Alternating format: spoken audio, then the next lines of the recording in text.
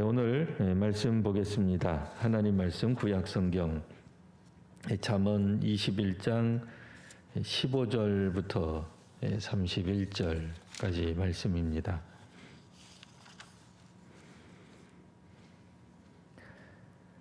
제가 가진 성경으로는 933면, 구약성경 933면에 있습니다.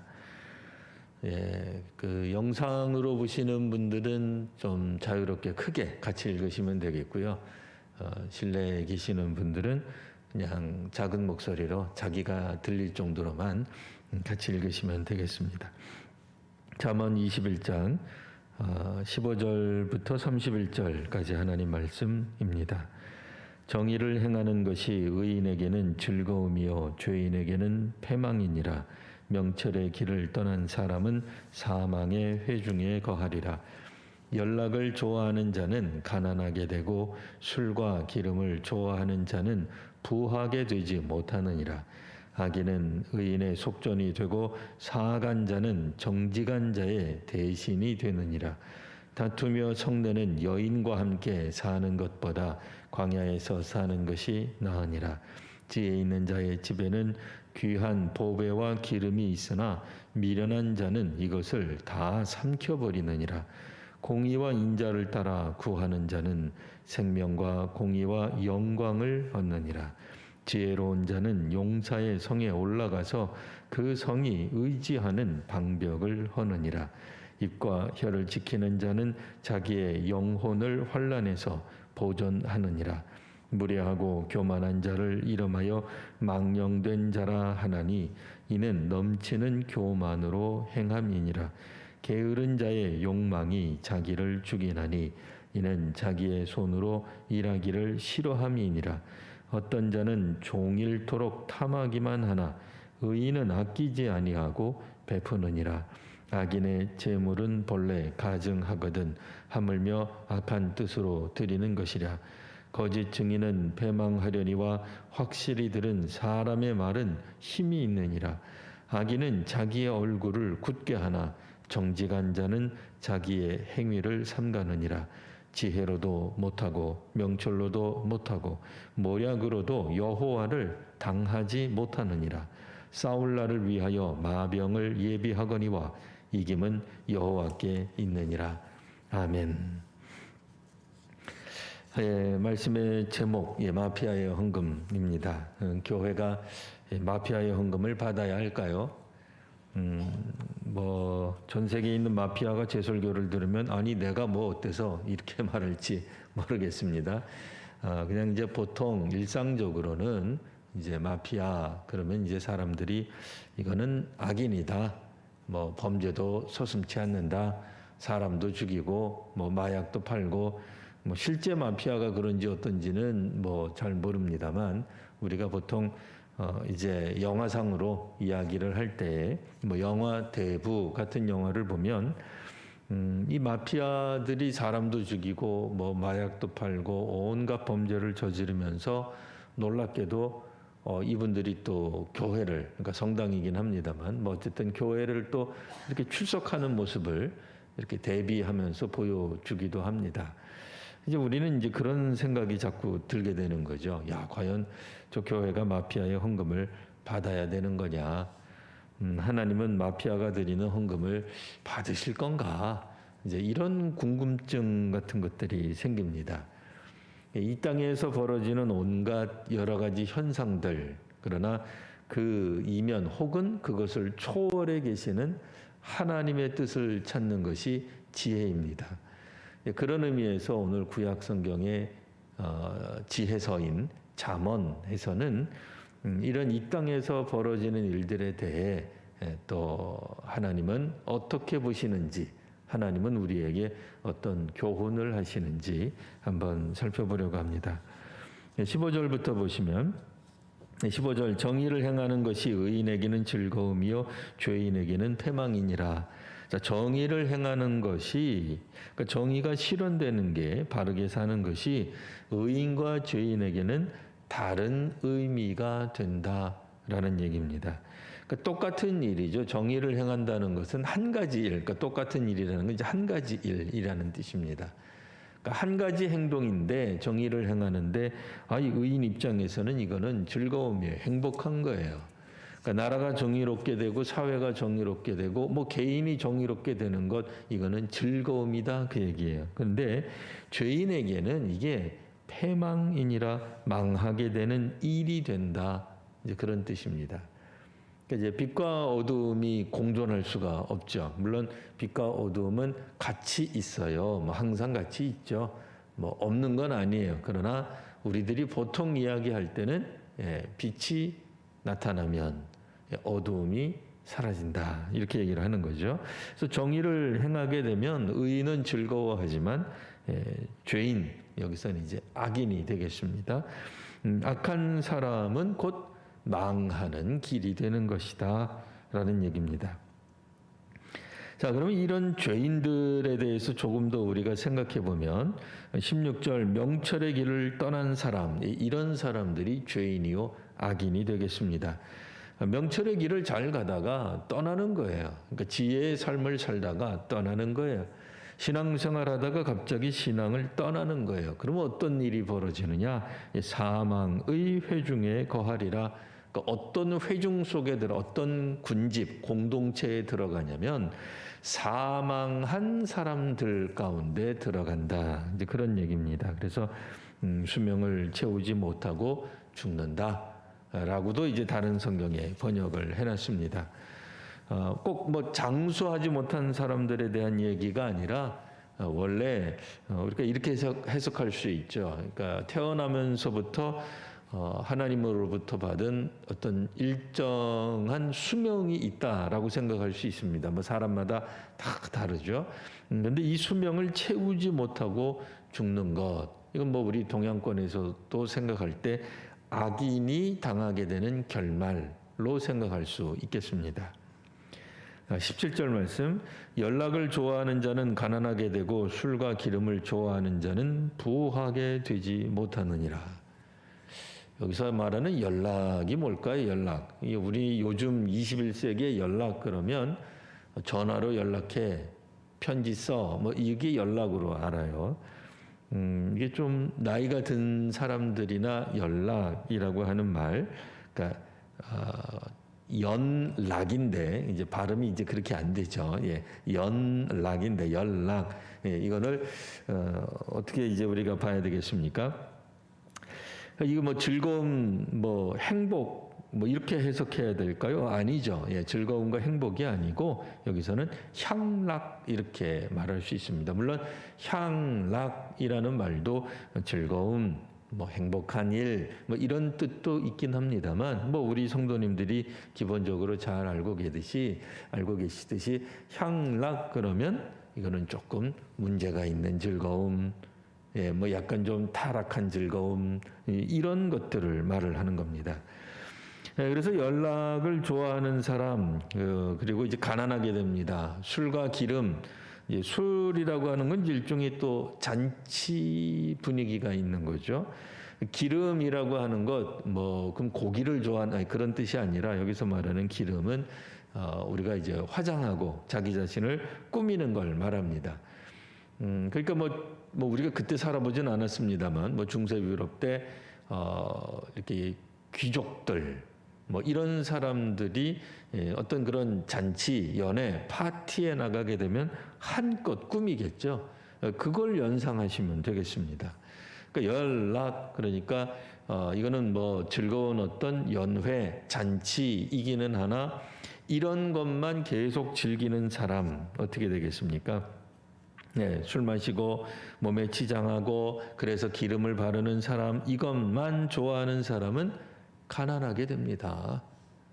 뭐 새삼 뭐 다를 게 없죠.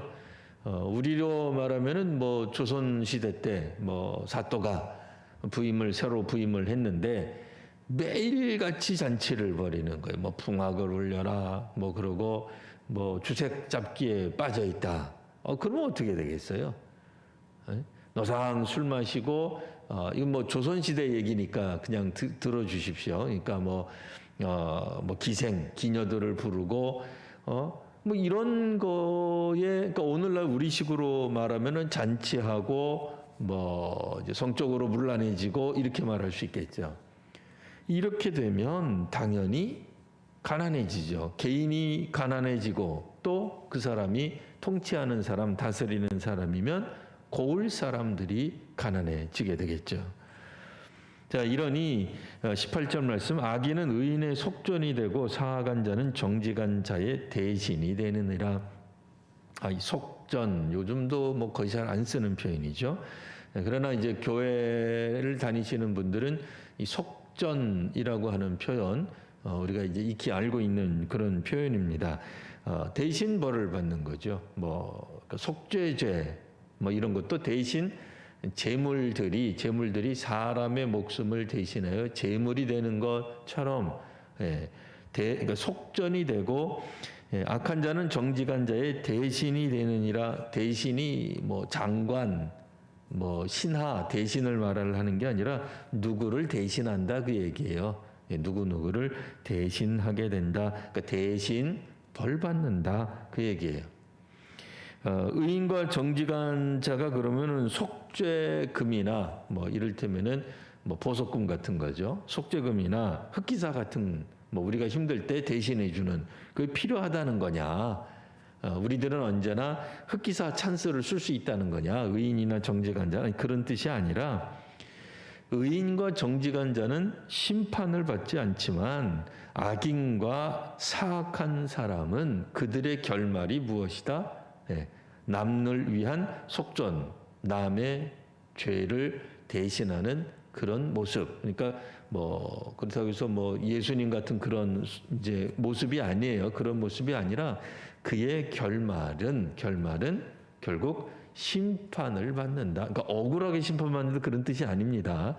뭐 남을 위해서 대신 희생해 줬으니까 좋은 거 아니냐 그런 뜻이 아닙니다. 그건 이제 잘못 읽는 거고요. 18절 말씀은 여기서는 그의 결말은 심판이다. 심판을 피할 수 없다.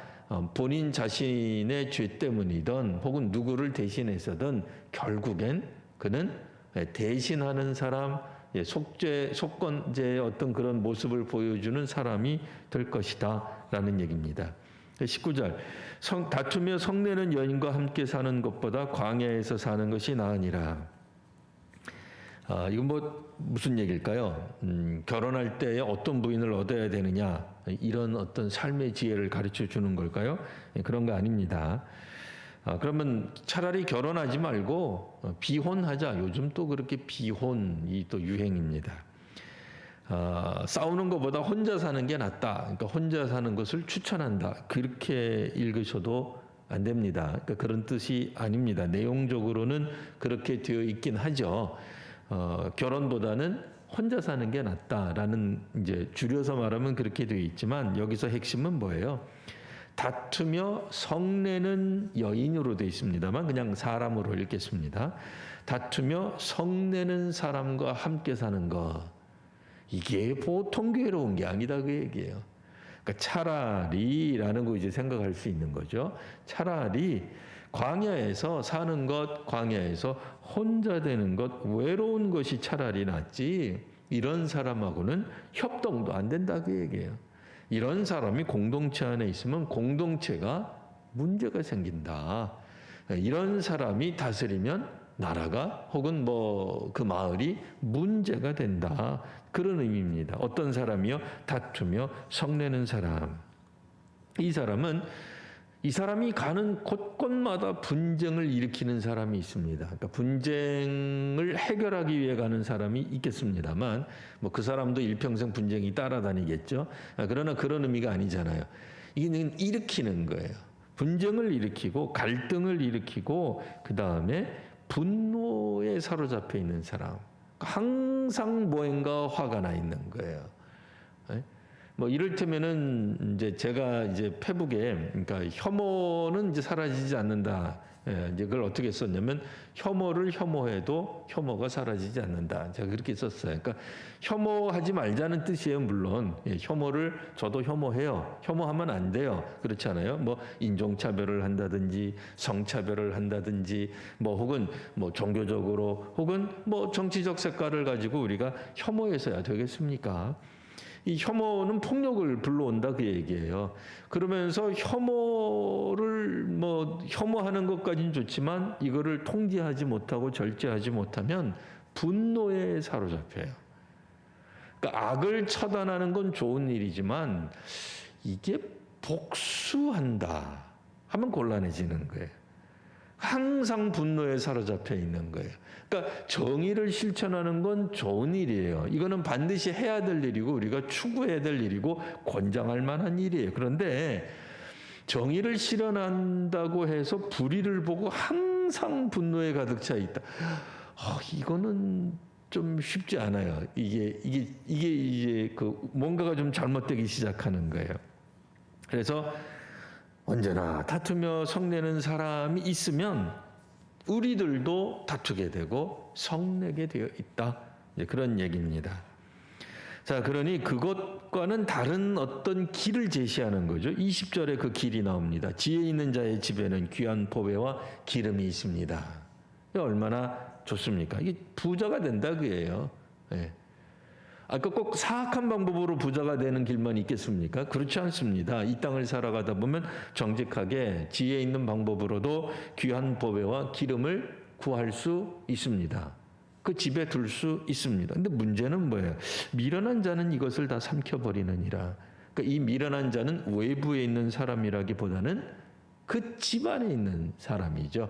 그러니까 지혜 있는 자가 열심을 해가지고 잘 벌어들인 거예요. 뭐 그게 1세대일 수도 있고, 조금 죄송한 표현이지만 성경에서는 약간 남녀를 이렇게 조금 구별해 놨으니까요. 그때만 하더라도 보통 남자가 밖에서 벌었으니까요. 뭐 이해하시고 양해하시고 감안하시고 들어주시면 되겠습니다. 뭐 어쨌든 뭐 바깥 일을 하는 사람이 누가 되었든지 간에 남자든 여자든 바깥 일을 하는 사람이 외부 활동해서 돈을 벌어왔단 말이에요. 그런데 안에 있는 사람이 그 미련해요. 그럼 어떻게 해야 되겠어요? 노상 파티하는 거예요. 그 집에 있는 기름 다 갖다 쓰는 거죠. 보배도 갖다 쓰는 거죠. 그럼 어떻게 되겠어요? 당연히 가난해지겠죠. 그러니까 그러니까 통제되지 못하는 소비. 아니, 소비가 나쁜 것 자체는 아니죠. 소비도 때로는 미덕입니다. 적절히 쓰셔야 됩니다. 있는 분들은 적절히 쓰시는 게 좋습니다만 문제는 뭐예요? 이거는 소위 말하는 과소비가 되는 거죠. 이렇게 되는 것은 뭐냐? 왜 그러냐? 미련한 자가 있기 때문이다. 자, 그러니 아무리 지혜 있는 자가 집을 세워도 뭐 문명을 세워놔도 미련한 자가 있게 되면 다 허물어진다가 되는 겁니다. 그래서 이 지혜 있는 사람은 어떤 사람이겠느냐? 그래서 조금 더 부연 설명한다고 생각하시면 됩니다. 21절 공의와 인자를 따라 구하는 자는 생명과 공의와 영광을 얻습니다. 22절 지혜로운 자는 용사의 성에 올라가서 이거는 적군이에요. 그러니까 이제 난공불락에 그러니까 도저히 이거는 뭐 몇 번 공격을 해도 누가 공격을 해도 무너뜨릴 수 없는 성, 용사가 지키고 있는 성. 뭐 어떻게 이거를 허물겠어요? 어떻게 함락하겠어요? 그런데 그 성이 의지하는 방벽을 허느니라. 누가? 지혜 있는 사람은 외적도 막아낸다. 그런 얘기입니다. 23절 이과 혀를 지키는 자는 자기의 영혼을 환난에서 보존하느니라. 지혜로운 자는 말도 조심한다 그 얘기예요. 그러니까 분노를 삭힐 줄 아는 거죠. 그러니까 뭐 화난다고 그 말을 그냥 다 하기보다는 꼭 필요한 말을 할 줄 아는 사람이 될 겁니다. 반면 이제부터는 조금 아까 말했던 그 미련한 자 혹은 다투는 성내는 여인 같은 사람이에요. 보통 여러분 다투시지는 않죠. 근데 이제 다투면 좋은 말이 잘 안 나오죠. 부부지간에도 다투면 반말하는 분들이 있습니다. 그래서 이제 평상시에 존댓말 쓰시고 다투더라도 존댓말 쓰시는 게 좋습니다. 뭐 여하튼 이 다투게 될 때 말이 막 거칠게 나오게 되는데 24절 보면 무례하고 교만한 자를 이름하여 망령된 자라 한다. 이는 넘치는 교만으로 행함이니라. 네. 그러니까 입과 혀를 지키는 자와 대조되는 사람이죠. 예, 그래서 그는 무례한 말을 그냥 하는 거예요. 그냥 남을 깔보는 이야기, 무례한 말, 거침없이 그냥 자기 하고 싶은 말을 내뱉는. 그러니까 뭐 예의 같은 거는 뭐 애지당초 없죠. 뭐 당연히 뭐 있지 않죠. 예, 없습니다. 예, 그러니까 이 뭐 좋게 말하면 오늘날 우리 한국적 상황, 동양에서도 우리 한국적 상황을 생각해 보면 뭐 이렇게 그래도 우리가 이렇게 존경하고 존중하는 어떤 그런 분들이 있습니다. 뭐 이를테면은 뭐 나이가 많은 사람이라든지 뭐 스승님이라든지 뭐 그런 뭐 몇몇 가지 어떤 그런 부류들이 있죠.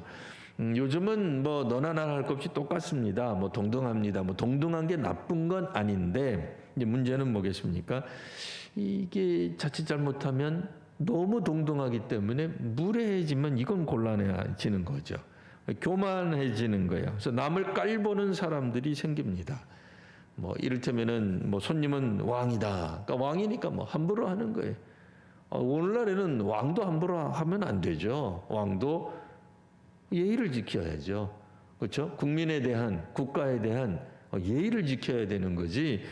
짐이 곧 왕이다. 그러니까 손님이 곧 왕이다. 그래서 뭐 주인장 보고 뭐 나와 뭐라든지 이 음식 누가 했어? 뭐 나와. 그리고 그렇게 함부로 얘기하면 안 되는데 입과 혀를 지키는 사람이 있는 반면 망령된 사람이 있습니다. 이게 왜 그런가? 넘치는 교만이 있기 때문에 그래요. 이런 유형의 사람 하나 더 나오죠. 25절 게으른 자가 나옵니다. 이 게으른 자는 자기를 결국엔 죽이는 사람이 돼요. 왜요? 자기 손으로 일하기를 싫어하기 때문이다. 라는 말입니다. 자, 26절에도 또 같은 무리의 사람 나오죠. 종일토록 탐하기만 합니다. 그런데 의인은 아끼지 않고 베풉니다. 여기서 이제 의인은 이제 잠언에서는 이제 자기 거를 나눠준다라는 뜻입니다. 뭐 남의 것을 뺏는 사람이 있고, 그 다음에 자기 것을 나눠주는 사람이 있습니다. 그래서 이제 남의 것을 어떻게 하면은 더 많이 뺏을 것인가 이거에 이제 몰두하는 사람이 있습니다. 하지만 의인은 자신의 것을 나눌 줄 압니다. 자, 27절 악인의 재물은 본래 가증하거든 하물며 악한 뜻으로 드리는 것이랴. 예, 하나님이 악인의 재물을 기뻐하실까? 기뻐하지 아니하십니다. 왜 그래요? 제사의 목적은 정말 그 진심을 다해서 자기 죄의 용서를 구하는 겁니다. 그렇죠? 자기 죄에 대한 용서를 구하는 마음이 있으셔야 돼요. 물론 뭐 국가와 민족을 위해 대신 우리가 기도하기도 하고 다른 사람을 위해서 중보 기도하기도 합니다만 기본적으로 그 용서에 관한 것은 뭐 우리를 보고 다른 사람을 하나님 용서해 주신 건 좀 이상하잖아요. 그렇게는 되지 않죠. 여기서 말하는 이제 제물에 관한 이야기, 제사를 드리러 나오는 사람, 구약 성경 시대 때 사람들이 왜 동물, 그러니까 희생 제물을 드렸잖아요. 왜 희생 제물을 드렸어요? 동물이 죽는 대신 내가 사는 거예요. 그러니까 내 죄를 동물이 뒤집어 쓰는 거예요. 그게 일종의 제물이에요. 그러니까 희생 제물이에요. 그래서 하나님 앞에 구약 시대 때예요. 하나님 앞에 제물을 가지고 나오는 사람, 그 사람은 뭐냐? 하나님, 내가 내 죄를 압니다라는 뜻이 되는 거예요. 내가 얼마나 심각한 죄를 지었는지, 내가 얼마나 부패했는지, 내가 얼마나 못났는지 하나님이 사실 보시기에는 지금 당장 내가 죽어도 이상하지 않습니다 하고 하나님 앞에 나가는 거예요. 근데 악인의 재물은 뭐냐? 아싸, 하나님 재물 받으시면 내일 또 악을 저지르면 되지 뭐. 악을 저지르면 어떻게 해요? 또 제사 드리면 되지 뭐. 이렇게 생각하는 거예요. 이거는 안 되는 거죠.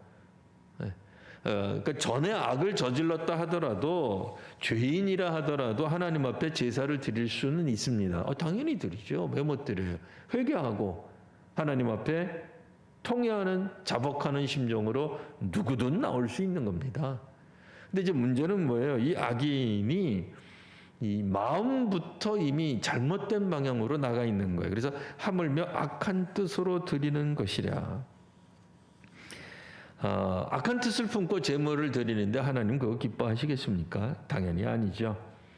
안타깝지만 사람은 이제 그 마음을 우리가 확인할 방법이 없습니다. 한 치밖에 되지 않는 사람의 속을 어찌 알겠습니까? 하지만 하나님은 이와 같은 행위를 다 아신다라는 뜻입니다. 그러니까 우리 사람들은 겉보기에는 사실 알 수가 없죠. 뭐 명확하게 저 사람이 뭐 악하다 어쩌다 모르죠. 하지만 분명한 것은 하나님은 아신다입니다. 28절 거짓 증인과 참 증인에 대한 그래서 이 비교가 나옵니다. 이 증인이라고 하는 건 사실 이 법정 용어거든요. 이 법정에서 거짓 증인, 야 이건 심각한 거죠. 왜냐하면 멀쩡한 사람, 그러니까 피해자를 가해자로도 만들 수 있는 거예요. 그러니까 돈으로 매수될 수도 있는 거예요. 그러니까 도대체 이 거짓 증인은 왜 그런 짓을 하는지 모르겠어요. 네?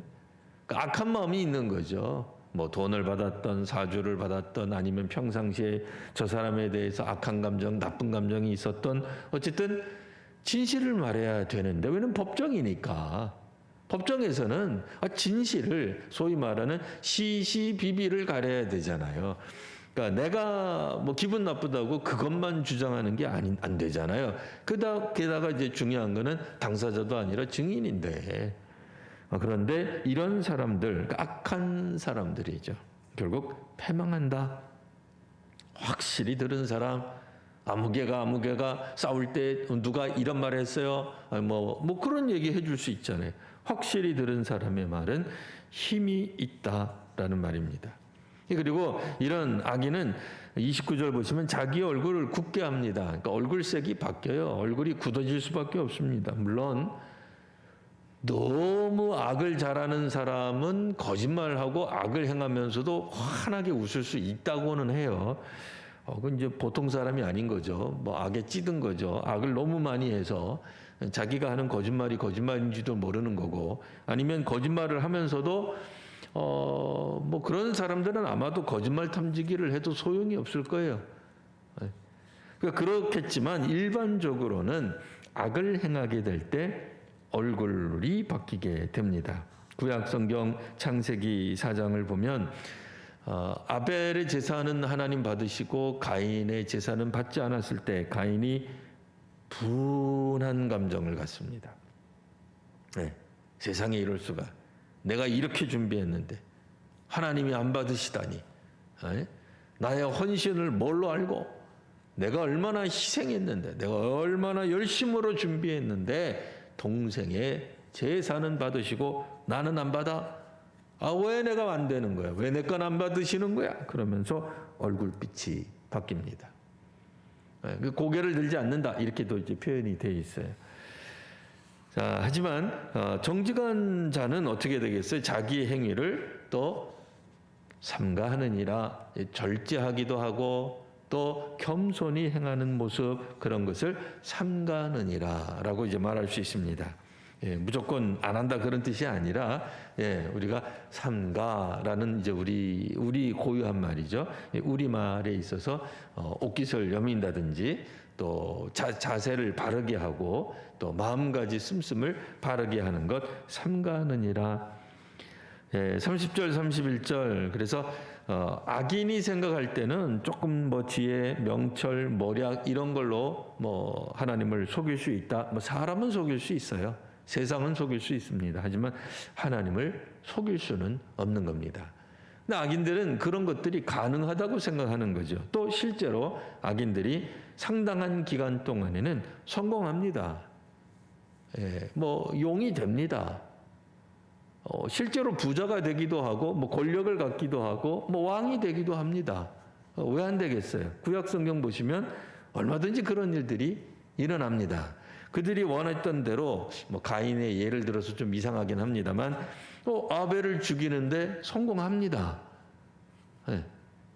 뭐 요즘 세상 말로, 뭐 시체 말로 만년 2등이 1등 되려면 어떻게 하면 돼요? 이 1등을 제거하면 되지 않나? 제거하시면 큰일 납니다. 현실에서는 큰일 나는 얘기인데 뭐 둘밖에 없는데 예? 속상한 일은 그 동생 때문이면 동생을 제거하면 되잖아요. 근데 그거 성공해요. 누가? 가인이. 소위 말하는 완전 범죄처럼 여겨지는 거죠. 그래서 이제 그러니까 가인은 가인 나름대로의 어떤 그런 꾀를 악한 꾀를 사용하지만 하나님을 이길 수 없습니다. 하나님을 속일 수 없습니다. 31절 사울날을 위하여 마병을 예비하거니와 그러니까 뭐 우리가 군비 확장 뭐 혹은 뭐 이런 것들은 하지 말자 그런 얘기는 아닙니다. 뭐 국력을 당연히 뭐 우리가 남의 침략을 받을 때에 우리나라를 지킬 만큼의 국력은 있어야죠. 뭐 그거 자체를 뭐 하지 마라 그런 얘기가 아닙니다. 이거는 이제 사람들이 생각하는 거예요. 계산하는 거예요.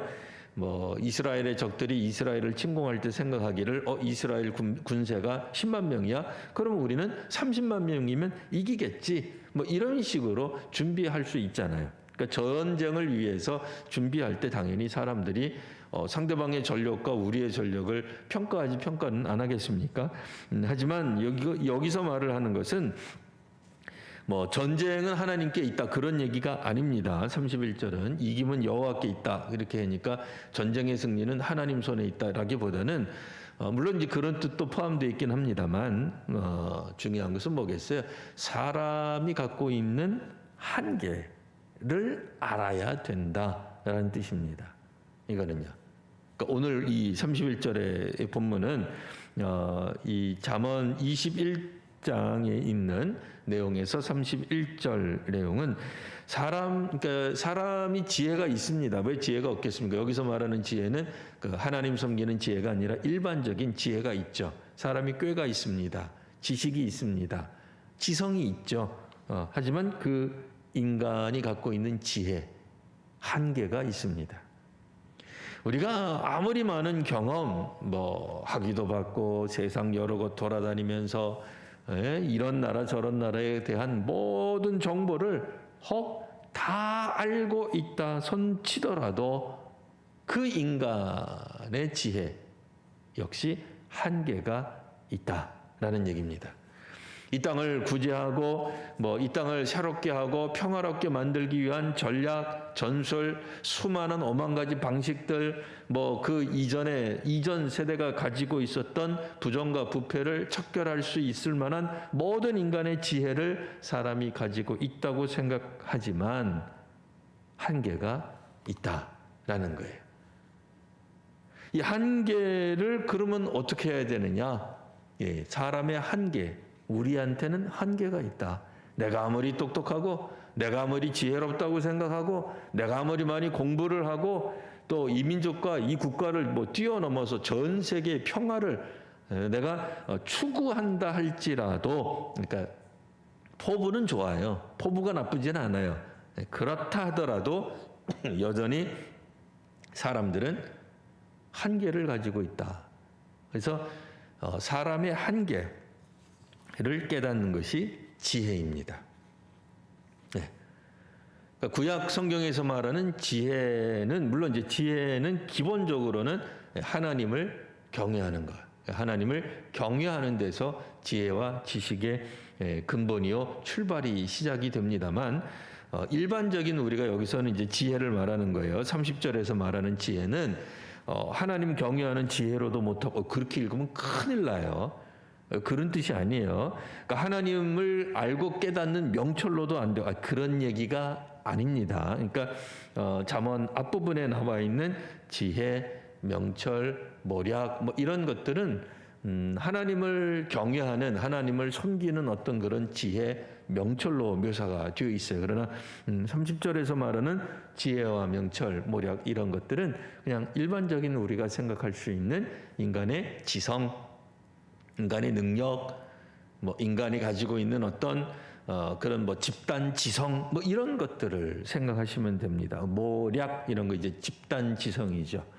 수많은 사람들이 지혜를 짜내가지고 하면 훨씬 더 개인보다는 출중하죠, 우월하죠, 뛰어나죠. 그런 게 있어요. 뭐 아니라는 게 아니에요. 하지만 여호와를 당할 수 없다. 뭐 갑자기 하나님하고 싸우는 것 같긴 합니다만, 그런 뭐 하나님하고 싸운다 그런 얘기가 아니라 하나님의 지혜가 훨씬 더 깊고 하나님의 지혜에 우리가 다다를 수 없다, 그런 얘기입니다. 그러니 악인이라고 하는 사람은 결국 자기가 이 땅 위에 유토피아를 건설할 수 있다, 이거가 바로 악이 되는 거예요. 그러니까 어떤 의미에서는 이제 우리가 최선의 어떤 것, 이런 것을 이루는 지혜는 없습니다, 우리에게는. 그 다음 거를 이룰 거예요. 그러니까 이렇게 겸손해야 돼요, 사실은. 근데 사람들은 자기가 하는 뜻에 대해서는 하자가 없다, 아무런 문제가 없다, 이렇게 생각하게 됨으로써 결국은 교만해지게 되는 거죠. 그래서 자신의 의견과 혹은 자신의 부류와 집단에서 속해 있지 않은 사람들을 교만한 눈으로 바라보기도 하고, 또 이제 그런 어떤 잘못된 일들, 말들을 하게 된다라고 말할 수 있습니다. 도리어 지혜로운 사람은 입과 혀를 지킵니다. 왜요? 자신의 한계를 잘 아니까 그렇죠. 인간이 갖고 있는 지식의 한계를, 뭐 우리 자신의 한계를, 또 인간 전체를 모아도 전 세계 사람들이 뭐 같이 공유하고 또 공통으로 생각하는 그런 생각이라 할지라도, 뭐 그런 것들이 있다 할지라도 결국 한계를 가지고 있는 사람이다라고 하는 점을 아는 것, 그게 구약 성경의 잠언에서 말하는 참된 지혜라고 말할 수 있습니다. 앞으로 우리가 살아가는 동안 하나님의 또 수많은 그런 어떤 그 잠언들, 또 어떤 권고들, 교훈들을 이제 우리가 듣게 될 것입니다. 구약 성경이 아무래도 그 수천 년 전에 쓰여진 언어이다가 보니까 우리가 오늘날 우리들이 읽는 그런 걸로 자꾸 읽으면 간혹 조금 이게 뜻이 모호해지기도 하고 또 이렇게 막 혼돈될 수도 있습니다.